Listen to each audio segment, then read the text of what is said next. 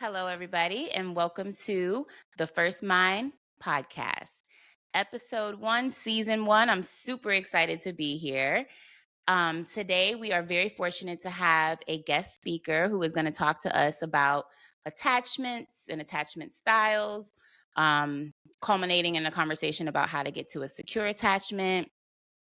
We have Dr. Cynthia Lewis Wallace. She is our first guest on the podcast.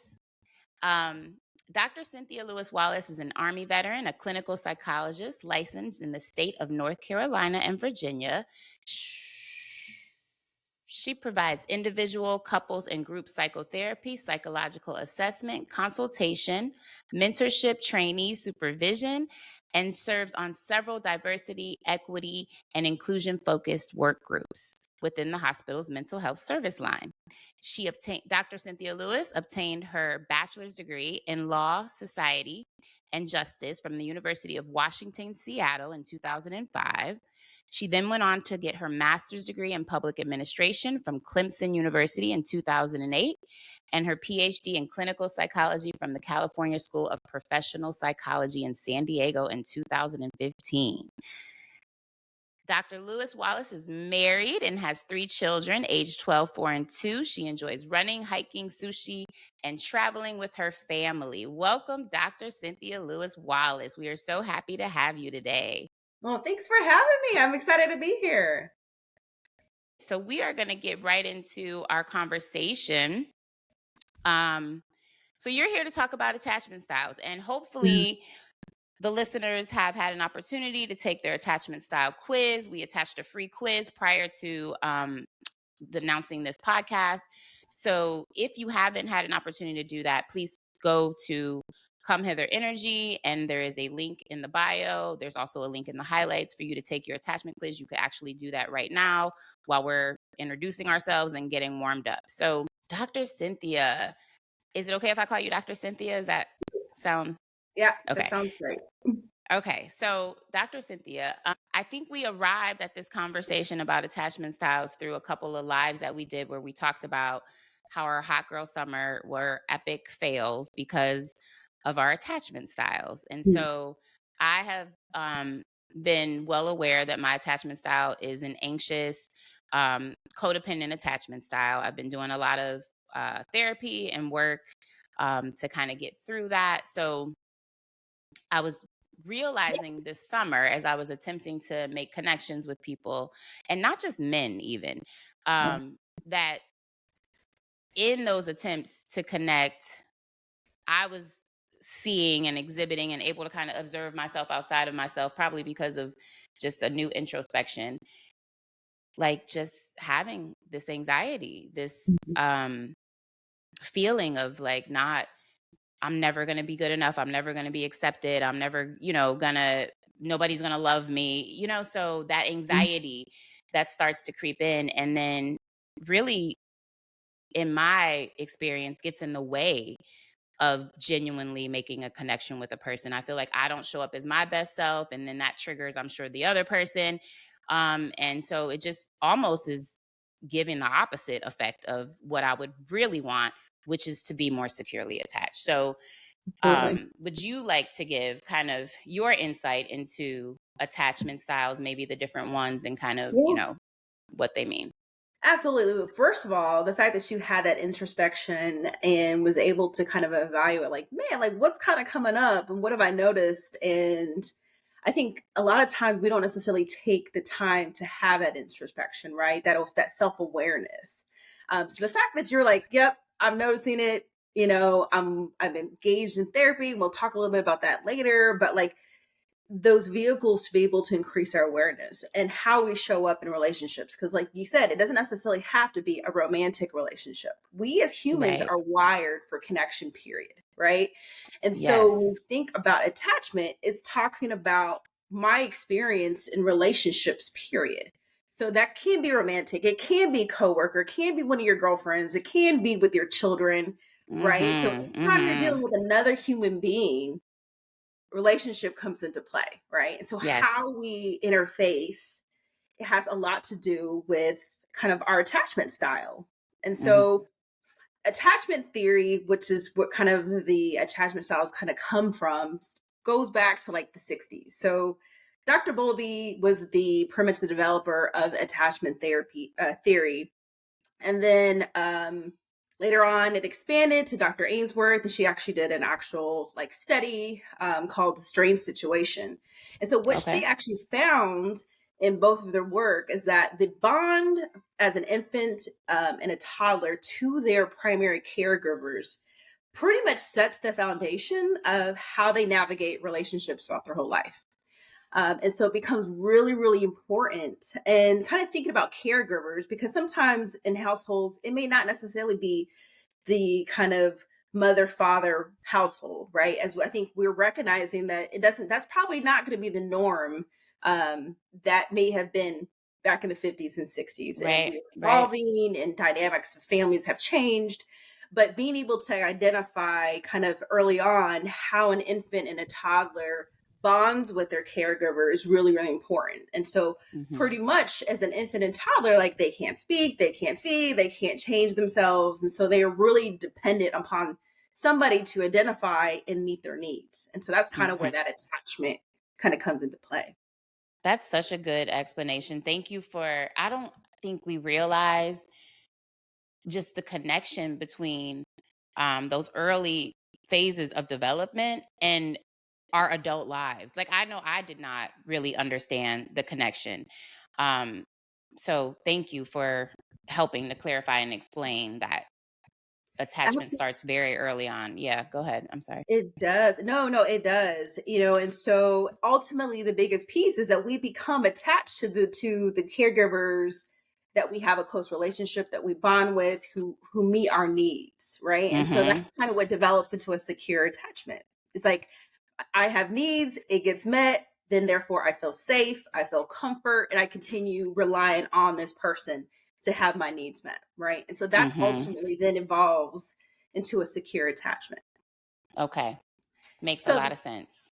but the flip side of that, right, is you have secure. So there's four styles of attachment. So you have Mhm. secure, and then there's insecure attachments, and there's three of those particular styles. And Okay. um, so just want to kind of just briefly kind of go through each of these attachment styles.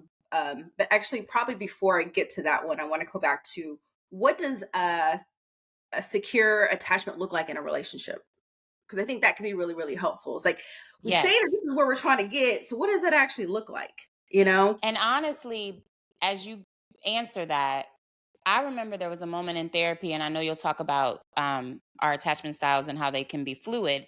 But I remember being in therapy, and I was like, I told the therapist, like, I don't know any humans that have, like, I don't know these people. Like, who are the people who have secure attachments? Like, I was like, I don't think it exists. Like, I don't know. And she said, you had a secure attachment with your dad. And I Mm, think that really was the first time that I understood that the attachments can, they can yes, be fluid, that you can attach differently to different people. So that yes, was helpful. Mhm. absolutely, absolutely. And I don't think we actually go around saying this one has a secure attachment. This person, we're not necessarily naming it, but I think hopefully what we will after your podcast is that we will have a better understanding of what that actually looks like, and Yes. realizing this ain't it, right? And Because so I almost feel like we should be going around and naming it. Like, instead of being yeah, like I'm a Libra, I should be like, well, I probably shouldn't give all that information right away, but like I almost like feel like it would be more helpful than astrological signs to know a person's attachment. But and I have several clients who have had very difficult and challenging relationships. And so, starting off as they kind of go into the world, they've actually had prospective partners take the attachment style quiz, and that was one of their initial mm, conversations. And so, yes, I like it. Have them take the quiz. I it's like, might get four. I should probably. I'm gonna get four or five quizzes at the beginning. That makes a lot of sense. Yes, I like it. Okay. so yeah. And so ultimately, the purpose of a secure attachment is we want to be able to have the ability to build healthy, long lasting relationships where I'm able to depend on you when I need to, but then I'm also able to maintain my independence when I need to as well. Right. So I Yes. have that balance. And so signs of a secure attachment style, somebody who they can regulate their emotions, right? So they're not Mm-hmm. completely unregulated, off, I guess unhinged is one word way of describing it. They're able to trust other people. So I Mm-hmm. think that's definitely important. They have effective communication, right? They are able to express when they're not happy or where they express their emotions and being able to communicate that to the other person. Ability to seek emotional support, right? Rather than figure out I got to do this on myself. I'm going to go to my therapist. I'm going to go to my girlfriends or my guy friends. I'm going to journal. I'm going to do something to kind of get that emotional support. Comfortable being alone is another one, right? That they can be perfectly fine being independent solo, but then they also can enjoy being having the companionship and being around other people. um Self-reflection, right? So self-reflection in a partnership, I think, is super important. Not only am I aware of what's happening between us, but I'm also aware of what my role in this is as well, right? So if I need to take a look at myself and hold myself accountable, then having that self-reflection becomes really, really important in order to be able to do that. And Managing conflict. I think conflict is difficult for anybody, but being able to realize that any relationship, conflict may occur. So, how do we be able to do that in a way that is not hurtful, not only to each other? So, that's another piece that kind of is a sign of secure attachment style. Uh, Self-esteem, right? You've talked a lot about the difference between self-worth and self-esteem. And so being able to have that ability, that esteem for yourself and that respect for yourself is important. And being emotionally available, so Like, I um, don't know who this person is that you're describing, but I'm in love. I'm in love with them. Like, I love them. Whoever has that, all of those things, like, they sound so amazing. I want to, like, that's beautiful. I don't know any people like that, really. is that it's a style, right? So it's not necessarily encompassed in any particular person, right? And it varies from relationship to relationship. And I think even sometimes it kind of varies in situations from situation, Okay, so I guess that would be my question. As we talk about kind of those characteristics of somebody with a secure attachment, is any individual able to do all those things at all times? Like, is that a norm that, like, if you have a more secure attachment, you're able to show up in that way, the way that you just described, all those Mhm. different things all the time, or does it fluctuate, or how does that work? Yeah, I wouldn't say that it's going to happen all of these characteristics all the time in every situation, right? I don't think Mhm. it's absolute. And so I think what it is like the style is what we aspire. These are virtues that we try to ascribe for ourselves, but I don't necessarily Mhm. know every single situation that you come across where I'm going to be able to regulate my emotions. Because if we're experiencing a very high stressful situation, Right. common situations that I see that in relationships, a death of a child, for example, or a death of a Mhm. parent. Um, like regulating your emotions in those situations are difficult, no matter who you are, right? And Yes. so Yes. I think being able to regulate your emotions, I think, is aspirational. And if you already have the skill, and generally, you're gonna do okay. But I think to Right. say that, yep, you have a secure attachment, this high stressful situation just happened to you, you got a secure attachment, you should be able to regulate it. I don't think that's I wouldn't want to put that expectation on anybody. And I love that we explain that, because I feel like sometimes, maybe especially for my attachment style, there is this absolute feeling, right? Like, if I can't get it right all the time, every time, then I Mhm. must not be secure, Like, and I think we give ourselves grace. Like, you want to show up that way as best you can in most situations, but when you are not able to, you give yourself grace. So I think that was a good, Absolutely. yeah, I think Absolutely. that was a good, Absolutely. yeah. So I'm sorry. Go ahead. You were talking about secure attachment. We named those characteristics, and then I think Mhm. we were going to get into the other attachment styles.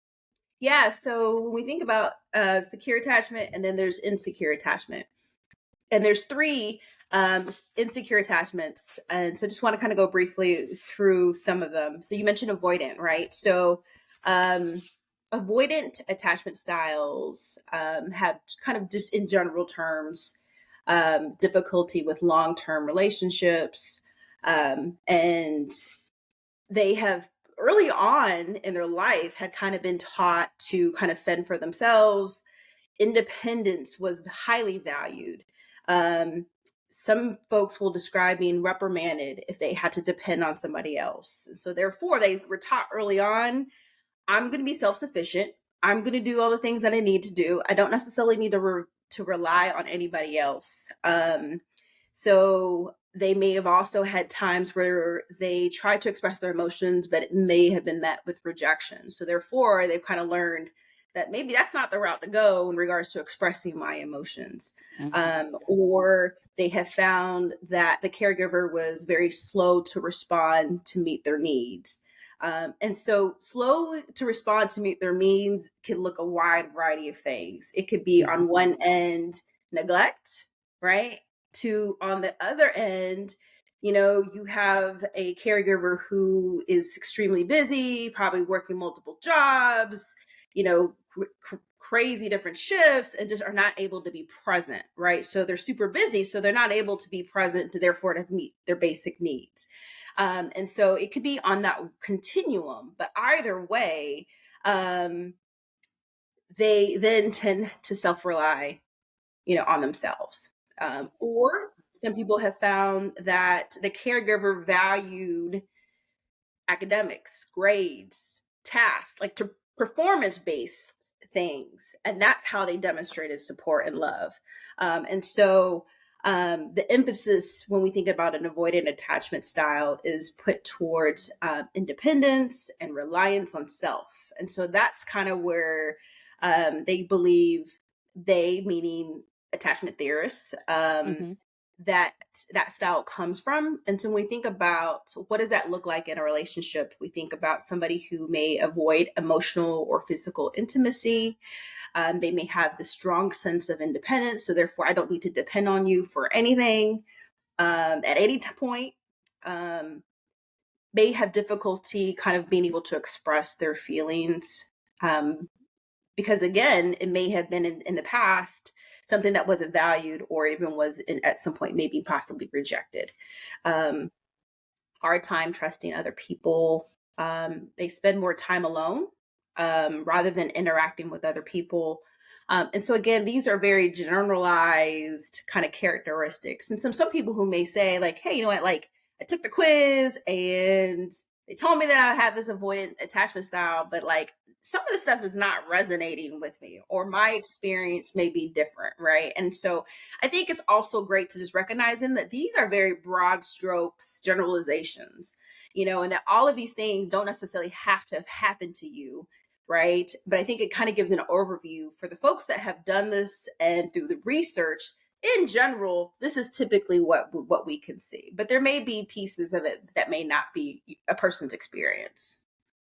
I have a couple of thoughts. Well, and one a question.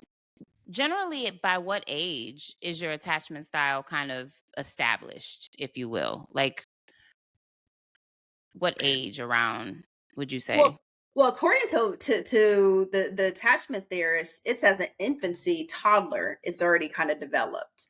But then what we Okay. also know is that as you go throughout life, it actually, like we'll talk about it being kind of fluid, so it can change and evolve. But they can Okay. identify a secure attachment in an infant as early as Wow. 2 or 3 Wow. years old, Okay. if not younger. Hmm. Okay. So my thought about that is, as you were giving examples and saying, you may not have experienced all of these things, but maybe some of these things. I just kind of wanted to tease out maybe an example of what you would mean. So when we say, you maybe were reprimanded for expressing emotion, what comes up for me, and I don't know, maybe you can give an example as well, is the whole, when you are a child and you fall and you hurt yourself and you're told to shake it off, or, Mhm. to man up, or don't Yes. cry, or so, yeah. So that's, I think over time, I would imagine you would just Mhm. start to say to yourself, like, I'm not even gonna express that feeling. I worked with adolescents for quite a while, and boys, when they got to middle school, which was the age that I typically worked with, they would say to me, I used to cry about my parents' divorce. This is an example. But then I learned that, people don't really accept me crying anymore. Like, I'm at an age Mhm. now where, like, crying, it looks, it doesn't look favorable. So now I act Mhm. out. I get kicked out of class. I like Yep. boys would be able to verbalize that to me. Like, Yeah. so I Yep. I wanted to give a kind of just an example to what you were saying, because I think it's these little things that we don't always think about, like, Right. telling somebody to toughen up, that really has a major impact on how you express yourself later on in life. Oh, absolutely. And that's the examples that were coming up, and I mean, probably 60 to 70% of the clients that I see are males. And Wow. that has been, I mean, very, very common, and not only is that messaging as a kid, and it evolves throughout the life, right? And so then Mhm. now here we are in a relationship and we're bumping into some problems, being able to be expressive of your emotions, being able to kind of Mhm. depend on this other partner, right? Mhm. And I mean, I haven't looked at the research, but I'm pretty confident to say that I can imagine there would probably be more men who would be an avoidant attachment style if we looked at gender. Mhm. And again, exactly for some of the reasons that you kind of just shared, for sure. Mhm. Mhm. Yeah. I think that's interesting for people to just hear and learn that the attachment styles develop so early on, and just some of these small little things that we do that we probably don't even really think about, that Mhm. just contribute to difficulties in having relationships later on. So I think that's a good point. Yeah, yeah. Um, and then the other attachment styles is anxious attachment style. I think you mentioned it before, It's right? mine. It's my one. And You what know. I will say, as you get into that, Uh huh. I know you're going to talk about this later too. I feel like, as an anxious, with the predominantly anxious attachment style, I am very attracted to people who are avoidant. Like, whether it's relationships or friendships. Like, some of my best friendships of my lifetime have been with people who probably have a more avoidant. They don't have my style. Like, they have the opposite, of what I'm going through. So I Hmm. think that helps. It's almost like I'm seeking somebody who's different than me to help me regulate myself, if you Right. will. Right. So, Yeah. Yeah. And I think anxious attachment style, I mean, I think the word itself just kind of explains a lot of it, right? And mhm, so there's this uncertainty, right? When we think about kind of relationships, whether it's fear of rejection, abandonment, kind of depending on a partner for validation, codependency. And so I think what ends up happening is earlier in life, again, this is just kind of like a broad strokes, where there was potentially a caregiver who was very supportive and responsive to your needs, and then at other times not attuned to your needs. And so that mhm, leaves this sense of confusion, like, okay, well, they were good, they were support, they were there for me, and then other times they're not.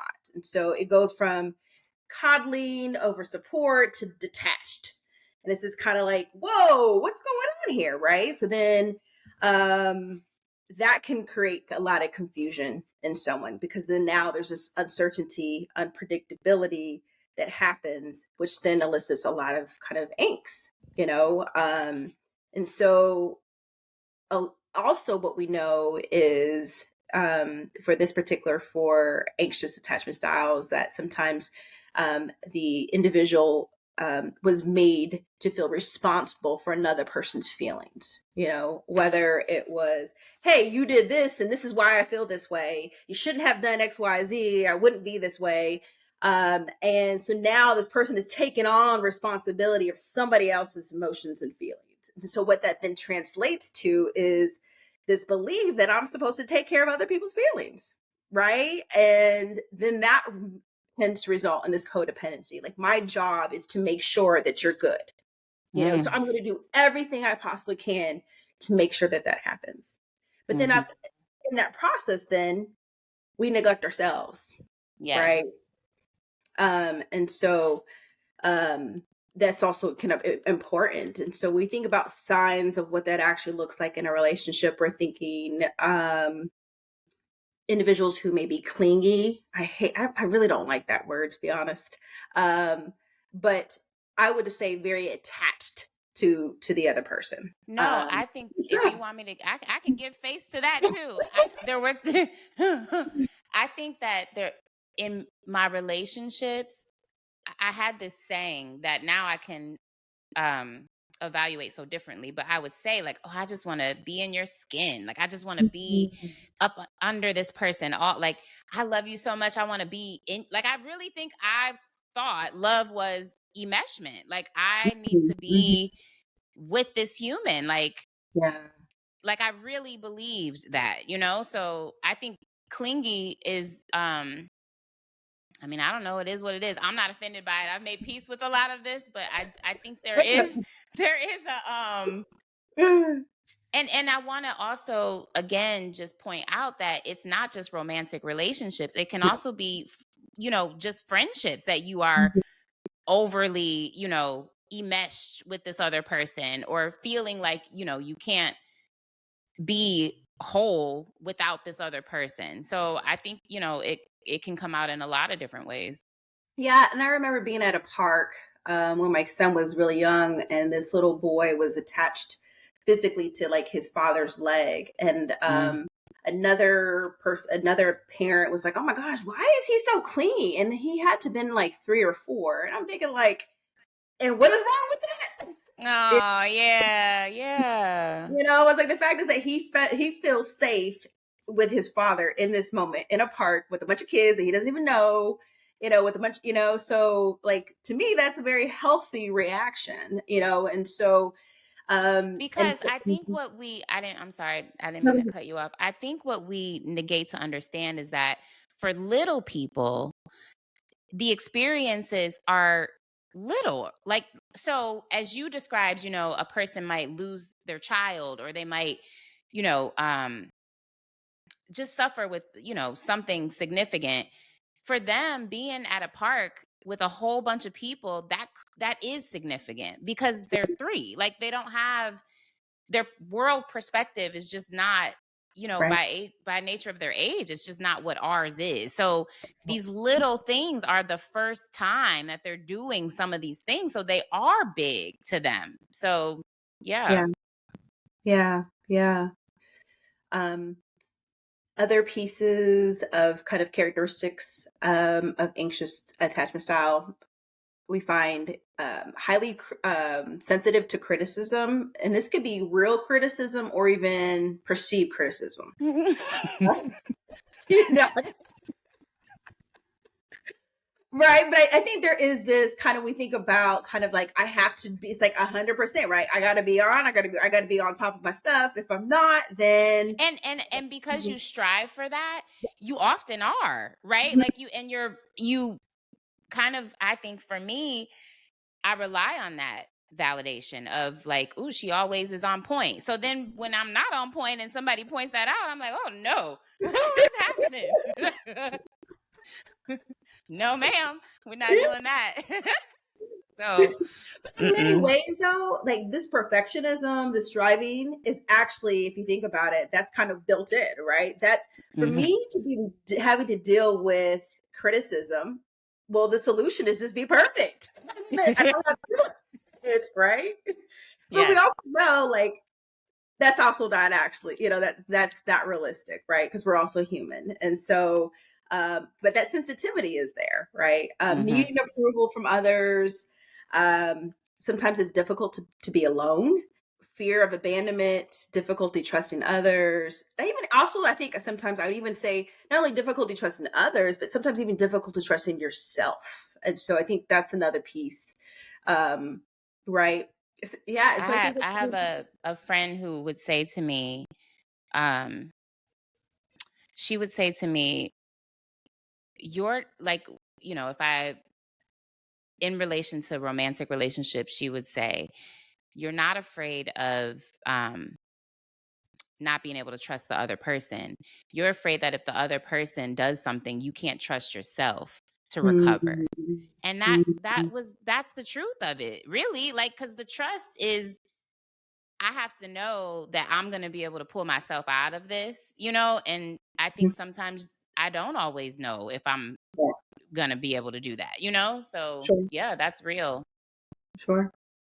And then the last attachment style is disorganized. And so this particular attachment style desires close relationships but fears vulnerability, right? So then here we have a discrepancy here because a lot of times it's the vulnerability that is the vehicle to having close relationships. Mm. And so if I fear this vulnerability, it's really going to be surface level, right? We're not going to get deep because I'm not willing to go there. So then I don't get my need met with having this close relationship that's important to me, right? And so there we are in this, trying to figure what that looks like. And so um, we end up So putting a wall what up. is the disorganized attachment? Because I don't think I have a lot of knowledge about that. But what is their early attachment like? So the parent, because it almost sounds Yeah. like it would be a hot and cold, but what is that? Yeah, so common, but again, I would not say a causal effect is typically we see different forms of trauma that they Mm. may experience, abuse, and that could be physical, emotional. They may have a fear of a parent or a caregiver, but then also a sense of safety from a caregiver or parent, Wow. and Yeah. so the intensity I think would probably be kind of stronger.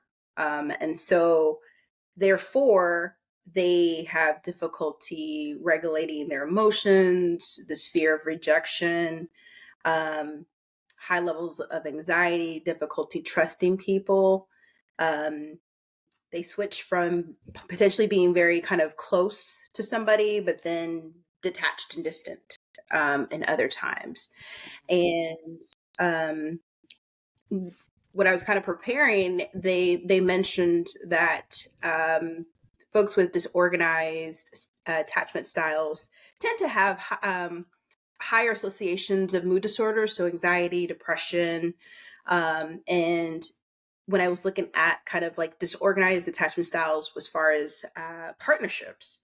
And it was interesting because they were saying that they tend to choose partners at a higher rate who were more controlling, or I wouldn't say, well, yeah, abusive. And so Wow. the question becomes, Wow. what is it about those partners, and it'll kind of lead us to the next question, but about what is about those particular qualities that this particular Yeah. style finds in these partners that kind of fit that, right? Yeah. Yeah. So thank you so much for summarizing. Some of that information is new even to me. So I know that's going to be helpful to the audience for sure.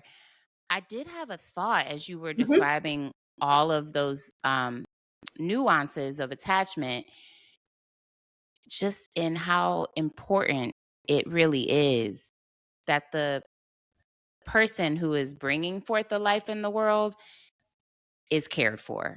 Because Mm, like, as you mm, were describing anxious attachment and how this caretaker is hot and cold and on and off, I was thinking in my head, like, well, that's motherhood. Like mm. as a person who was a single mom, like, yeah, you were getting different versions of Yeah, probably, a person like on any given day because you have to sure. be so many different roles. So Absolutely. absolutely give yourself grace if that's, what is happening. And I think having my awareness now has helped even in fostering better, healthier relationships with my daughters.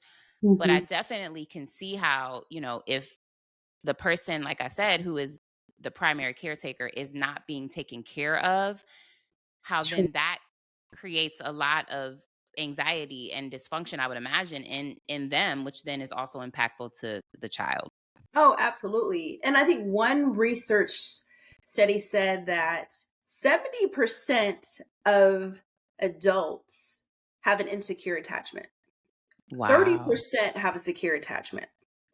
I So think the 30% should move to like one area so I can go and find them, because 30% is so low to me. Like, I don't know what the N was, the sample size in which I just know it was a longitudinal study that was taken over a course of many, many years, but I need to check to see how many were actually in that actual survey. But but it that is does make it astonishing. makes a lot of sense. It does make a lot of sense, because I think that even recently I posted something on my page that said something along the lines of like, I think postpartum stems from being left at home with a traumatized baby, with a traumatized body and a Mm, baby by yourself. Like, it is all this trauma that sometimes I think we're weird about what we consider to be a trauma. So mm, birth is this thing that we've been doing for centuries, and I think there's just this normalization of, oh,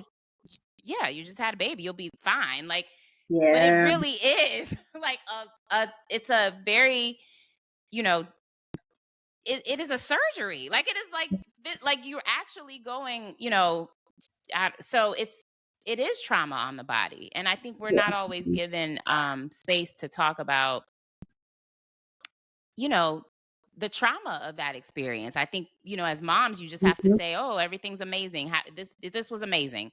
Like, because if you say anything opposite of that, then it becomes you don't love your baby and you don't love motherhood. Like, so yeah, I think so how yeah, do we that's normalize that, right? And I think it's these conversations that say it's okay to feel like I don't have any attachment to my child right now. Like after the yes. traumatic 30 hours of labor that I just had to go through, right? And getting cut up and all these Yes. other things, like Yes. or Yes. going off of zero sleep, right? And I've had Yes. a lot of clients who experienced postpartum depression and they actually didn't seek treatment until their third or fourth kid. They're like, Wow. the same thing I'm going through now is what I had happened with my first and second, but I was too scared because I didn't want to be viewed as like a horrible mom because like I was struggling. And I asked, like, well, what changed this time? But like, I can't do it. Like, I can't. Now I got two young kids and I have a newborn. Like, I need some support. And so that's why I'm here today, you know? And so for her to um, take that courageous step to be like, you know what? Like, I understand I didn't do it for the first two, but I'm at a point where I know myself and I need some support. And what I'm going through is difficult, you know? And Absolutely. yeah. And I think that we Yeah. don't hear enough about that because it's not going to be Mhm. rainbows and sunshines all the time. Mhm. I agree. I You agree. know? So we could probably talk about, motherhood all day, because we're both mothers. Um, but we're gonna stick to our attachment styles. So you were about to get into a conversation about how we attach, or what we're attracted to in terms of our attachment versus like what, are we attracted to the opposite of ourselves, to the same of ourselves? Like, what Mhm. is how does attraction work in terms of attachment, if there's Yeah, any bearing? and so it's interesting because I've had these conversations with clients in the past, and sometimes I even think about just the word usage, right? And so when I've had clients tell me like, I don't know why I keep getting attracted to these types of people, and a question I posed was like, are you really attracted or are you choosing? Because there's a difference between I being like attracted to that. somebody and choosing somebody. I like it. Yes. Because then now the onus is on me, right? And that I'm choosing this person for whatever reason. And sometimes our choices are not necessarily conscious. Sometimes I think it happens unconsciously. For a long time, I would always say, um, I don't have a type. I don't have a type. Like, and I remember that would be echoed. Like, my brother would agree. Like, she dates all kinds of people. Like, so Mhm. she doesn't have a type. Having gone through therapy, what I now realize is I didn't have a type because I wasn't really doing any of the choosing. Like, whoever showed up and was like, "Oh, I like you." and was validating and, Right. like, and I didn't even give them a whole lot of time to prove what they were saying. Like, if you said, the right things in the combination of 7 days, I'm like all in. Like, let's go. So, yeah, so I think, this is my husband. This is my husband. So, yeah, I think that the awareness I had is you probably do have a type. Mhm. You just have not been exercising any power in this area of your life. Like, so Right. let's Mhm. flip it. Let's now we have some power. Like, let's take our power back in this area. Absolutely. Absolutely. Right. And then and then it allows us to be much more, I think, aware and discern the choices that we make. Right. Mhm. And a lot of times we choose what's familiar. Right. And so I think that's a lot of times what we find is that a lot of the partners or the relationships that we choose tend to be similar patterns that we kind of experienced earlier in life. And Mhm. so and whether that's comfort in knowing what to expect or because it's familiar, and so they tend to gravitate toward those types of attachment styles. Although it's interesting because secure attachment style folks tend to choose secure attachment folks, Mhm. so Yeah, and I get it because if I'm secure, I don't want to deal with all y'all. Y'all got too much going on. Like, I'm not dealing with. I don't even like to deal with anxious attachments. Like that it's too much. Like, so yeah, I think that makes a lot of sense. I was going to ask a question, but it fails me now. So go ahead. I'm sorry. yeah, so I think again it goes back to them quizzes at the very beginning when you're meeting folks. But I think it's really important to be able to kind of think about ultimately what is it that I want. Because what we also find is that even though you may have an insecure attachment style, when you're connected or your partner is a secure attachment style, we talk about fluidity, right? You can Mm. develop a secure attachment, and so I This think is that's the part I'm excited to hear. This you so when we pre-conference you mentioned that, and I said I definitely want to make sure we talk about how to get to a more secure attachment. But even as you were reading the characteristics of an anxious attachment, I was attuned to, the ones that I feel like I still struggle with, but there's mhm, definitely ones that have fallen off the list that I don't like. Being alone, I have mhm, mastered it. Like, I love it. Like, so it's just interesting. I feel like that to me is a testament of growth because things are yes, changing, so they can be healed. And I think that is so promising as we talk about this. You don't have to stay stuck in any one pattern. You have mhm, the ability to learn new skills, yep, to reprogram and recondition your mind and have a healthier attachment. Um, what I was thinking before we get into how to achieve a secure attachment is just this kind of idea of I wanted to reframe what you said so people really understand, so that the audience really understands. Your childhood, you're saying, what that pattern was is often what you seek in your adult romantic relationships. I just wanted to make sure everybody, the yes, audience, really understood what you were saying. So, because I yeah, think there's recent school of thought that is, you don't need to tend to your childhood. You don't need to dive into your past. You don't need to. And I hear that when people mm, say it, even like there's coaches, there's, people who say, like, we don't need to spend a lot of time on your childhood. We're going to move forward. And I don't, mhm, for me personally, my journey has not been that. Like, I had to do a lot of exploration of my childhood. I don't know. Like, I don't know how you move forward without yeah. reflection. Right, and I think that's the piece that we're right. We're not trying to go back in time and change things, right? Because that's just not possible. But Correct. you can't ignore your childhood experiences because either whether good, bad, indifferent, it has influenced and shaped who you are presently, right? And so Hmm. being able to have that information becomes really, really important.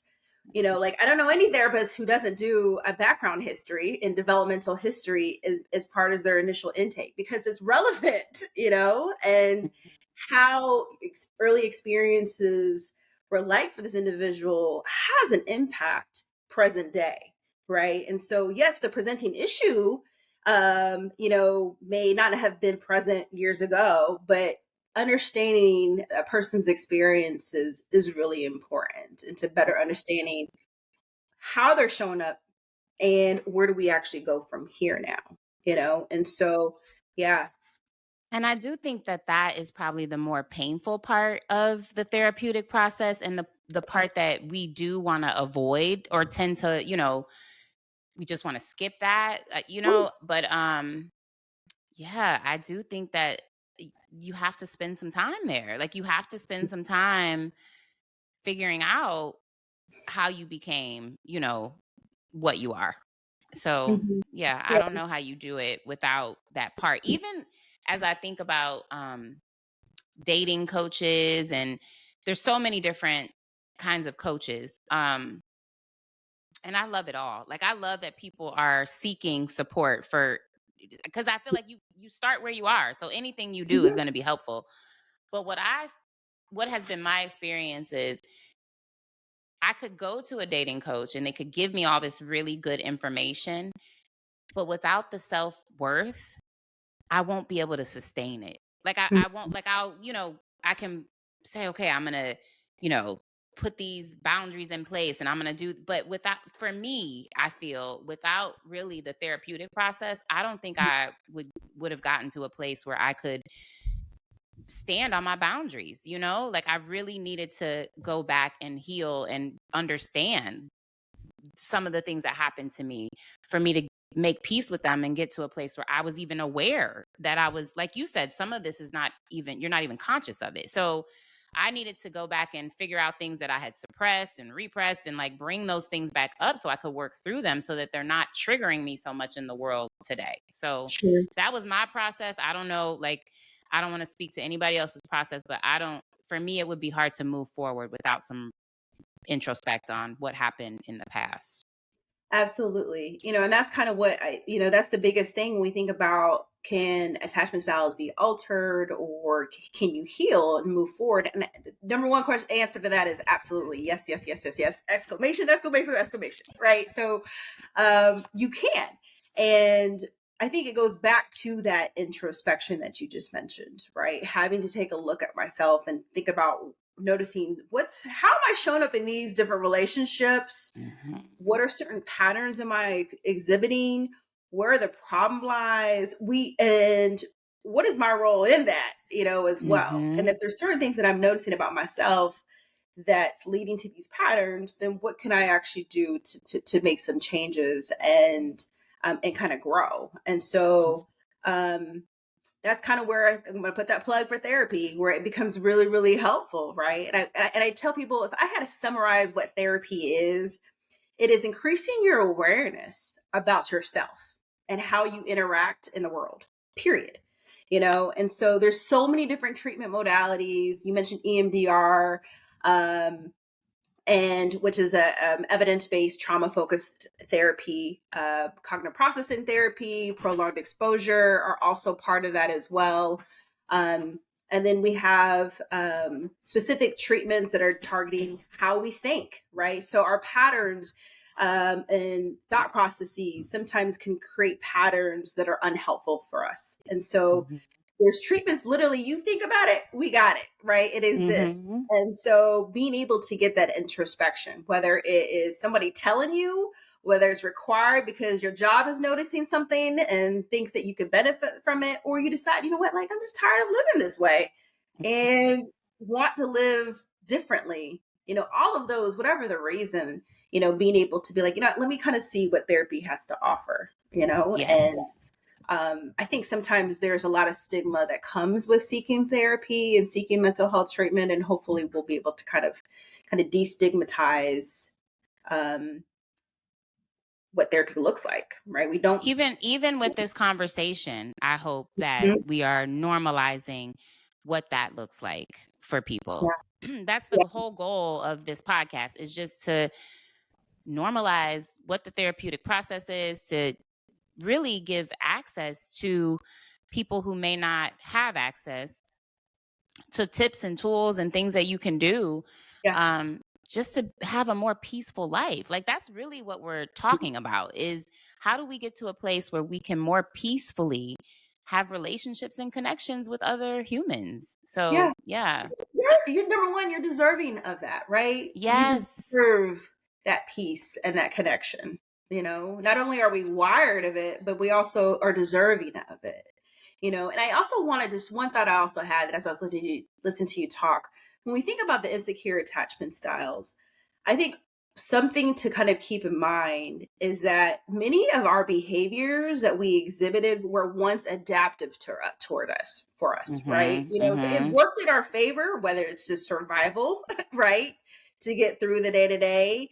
And so I think being able to realize is that these behaviors don't come out of nowhere, right? It's at some point it was helpful to us, and now as we go through life and we evolve, and we start to realize that this is no longer working or serving us, and so therefore it's causing problems, and therefore certain patterns that have resulted in similar consequences or outcomes, and therefore I want to live differently, right? My Yes. interactions and my relationships, I want to aspire for it to be different. And again, romantic with your children, with your coworkers, with your girlfriends, with your guy friends, whomever, you Mhm. know. There's a quote that I've been sitting with. I haven't posted it or done anything because I'm still just mentally processing and teasing it out. But the quote is something along the lines of sometimes the only way to survive your childhood was to become a narcissist. Like, Mm, so even for a, attachment style or personality type that a lot of us find to be so, just egregious, like, even for that attachment, that whatever that is, that personality type, it at a time served that person. Like that's how they mhm. survived, So yeah, Which I goes back to think that grace that you talk about, right? Like mhm. I have to kind of go into it believing that, sometimes maybe we're doing the best we can with what we got, right? Period. And also Yes. thinking about Yes. our caregivers, like they're doing the best that they can with what they got, right? And we as infants and kids, we have no really control or say so in our upbringing, right? But we do have a say so as an adult and how we choose to live, right? And so that's the Yes. piece that we can actually impact, we can do something I about. love it. Yes, I love it. Thank you. It has taken me quite a while to make peace with my childhood, but what I also came to realize is not making peace with my childhood was also just really holding me back from being able to connect because to the degree that I can give grace, to my caretaker, it also I'm giving grace to myself because I didn't do it. Like perfect either. So, yeah, I think there's lots of layers to this journey, Mhm. but get Mhm. us to a secure attachment, please. In the last little bit of time that we have for the podcast, what are some tips or tools or strategies or things that we can do to get to a more secure attachment? Yeah, and so I think kind of what we kind of mentioned at the very beginning of what those signs look like, right? So we talked about being able to regulate your emotions, being able to trust others, to be able to effectively communicate, right? Those are all skills that can be learned, right? Like Mhm. Mhm. dialectical behavioral therapy, also known as DBT, that's exactly what they talk about. The basis of it is emotion regulation, tolerance. How do I handle distress?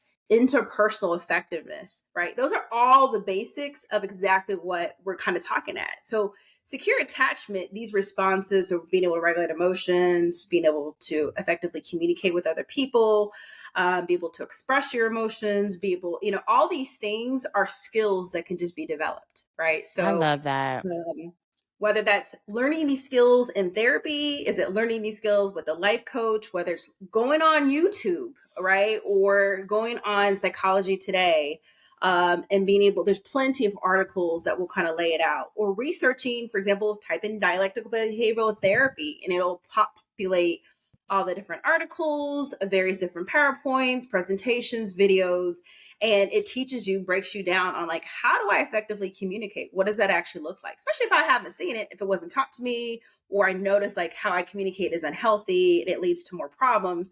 I can learn how to develop that skill. So the biggest piece is being able to see, if I know what they say that secure attachment looks like this, then how do I develop these skills? In addition, paying attention to because what we know is that who we surround ourselves with, right, is extremely important. And so paying attention who is in your circle. If they're not adding to you and you're not growing, and then it may be time to kind of think about, do I really want this person in my circle?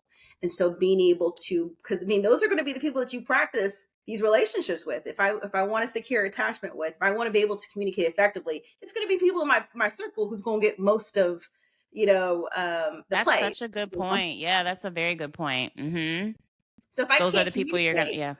then I'm not going to really get much growth in that aspect. And the biggest piece is being willingness to change, right? So that's the biggest piece is, how do we get to a secure attachment? Well, the number one, the question is, do I want one? And if the answer is automatically, yeah, absolutely. Am I willing to change to move towards that?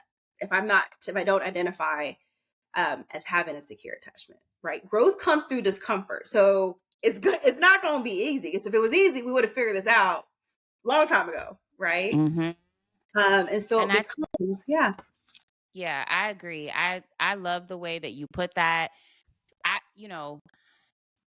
There's so much emphasis on educating ourselves in a scholarly way, and I have, gotten my degrees and all these things that we do.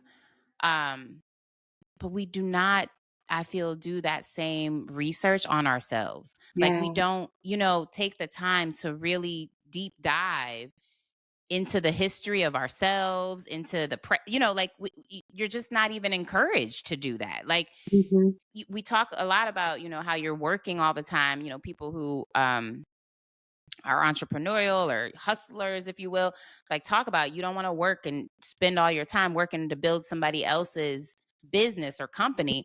I feel the Hmm. same way about my internal self. Like I don't want to just be on this planet learning about everything else and not learning about myself. Like that is so important to me, is who am I? Like how am I showing up? And like I always want to be tweaking and discovering and learning. And yeah, so I think that's to say to somebody, these are skills, like that's all it is. Like it's just like math. Like if you didn't get the basics of math, then yeah, the higher math problems will be more challenging.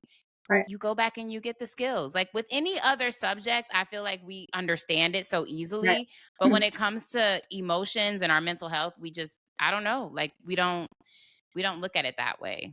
Hmm. And think about it. Like I tell some of my clients, like, you've been living your life for 30, 40, 50. I even have some clients that are in their 80s, for a certain way. And so now I'm trying to say is we're going to have to move a little bit differently, right? So it's not going to happen overnight. It's going to be a process. It took a process to get us here. It's going to take us a process to be Yes. able to move forward.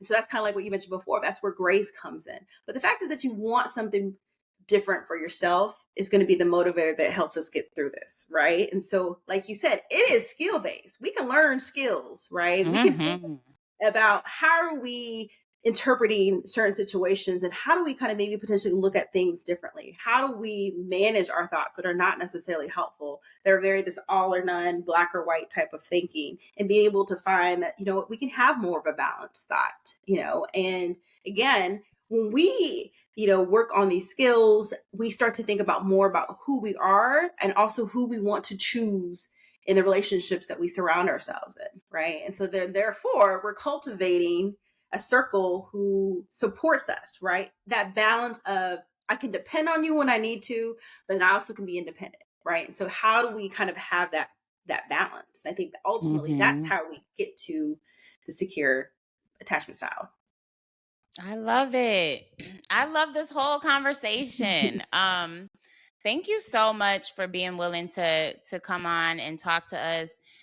I feel healed a little more just in having this dialogue, so I hope that again helps to normalize the therapeutic process, because really it is just this. Like, it is just Mhm. a lot of, you know, talking and just teasing out, kind Yep. of having a support as you are processing your growth. That's really Mhm. what it's like. A teacher. It's like any other thing that you would study or go to school for it, but this is the study of yourself, and it's just so important to your ability, I think, to move towards a happier and, like we said, more peaceful life. So I'm so Absolutely. glad that, yeah, we had this conversation.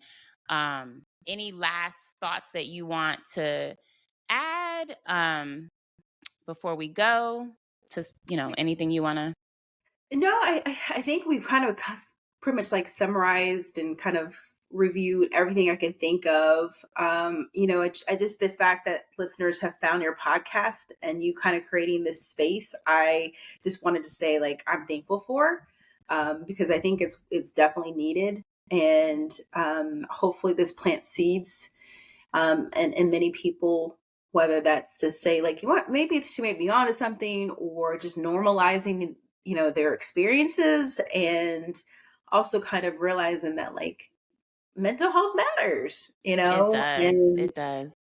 I think sometimes the conversations aren't happening as frequently as they should, and do a lot of DEI work, and so even just kind of thinking about kind of mental health in the Black community and ethnic minority communities, like those conversations aren't um, being discussed as frequently as it should, and so you having this podcast really, I think, kind of fills that need that exists. So just thank you.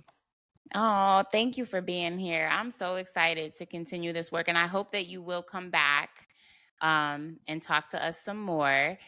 The one last thing I do want to, maybe as we wrap up, do you have any suggestions? This is something that comes up often when I talk to people about mental health, for Mhm. how people can look for or find a therapist to work with. Yeah, I- yeah.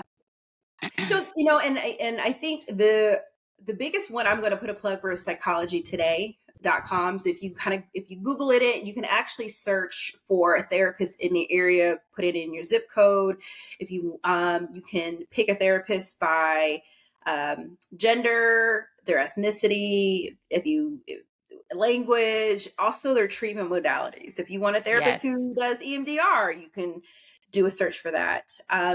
They also will list out certain insurances. A lot of therapists will have a sliding scale. So finances could be a big barrier to seeking treatment. And so a lot of times they're not going to necessarily publicize it, but I think it's always worth asking where like, hey, do you have a sliding scale where this is my income, this is how much I can afford. And so what they do is they base their rate based upon how much income you have. So that's another resource for veterans. Going to the VA, also givenhour.org is where there's therapists who provide free services for military as well as veterans, free of charge. And so a lot of different organizations, nonprofits in the area, if you just type in mental health, they will have a lot of different organizations that offer either maybe 4 to 6 sessions that are free, or group offerings, support groups. Now, since COVID, there's a lot of virtual groups. For example, there's groups that have formed for parents who've lost a child, and it's free. And they will have listings of the days in which they meet and the locations, and again, that support. So there's ample, I think, resources, but sometimes navigating that is not necessarily super easy. Thank you so NAMI. much. So, Yeah, thank so No, maybe and I think what I'll do is I'm gonna drop some of those agencies in a Mhm. link so that people can more easily access them. But yeah, I appreciate you so much for just helping us all understand ourselves a little bit better, but also helping us understand access to therapy, normalizing what therapy is. Um, yeah, let's Mhm. heal. We You said something earlier that I am I say it all the time, and I just want to reiterate it, but we are worthy of healing. Like, Yes.